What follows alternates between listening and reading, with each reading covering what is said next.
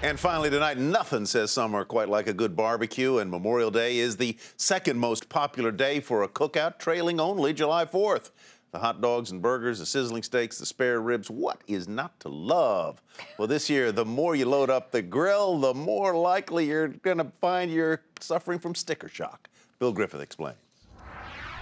It's that time of year again when friends and family gather for the traditional Memorial Day barbecue. But a sharp rise in beef prices may be hard to stomach if you're the one paying for the meat, that is. The last load of beef I got in, believe it or not, was just about the same cuts and the same quantity as I did before.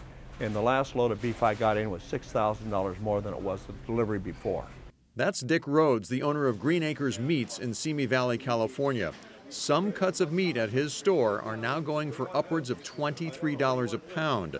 And he said the popular ribeye steak is about $15 a pound, or about $2 more than a year ago. Sticker shock, let's call it that.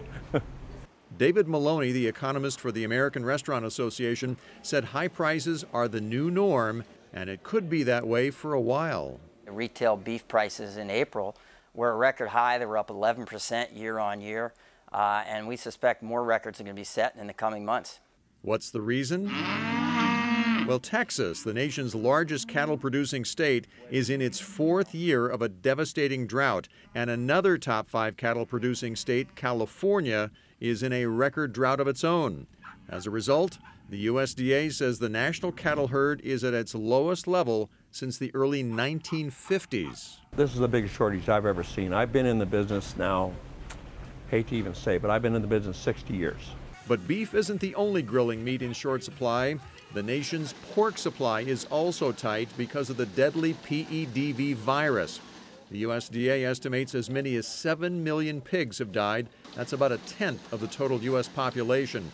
As a result, pork prices are also up over the past year. But it isn't all bad news at the barbecue. The American Restaurant Association says there are signs of consumer pushback from high prices, and that chicken could be the big winner. I sell a lot of chicken kebabs. For Nightly Business Report, I'm Bill Griffith.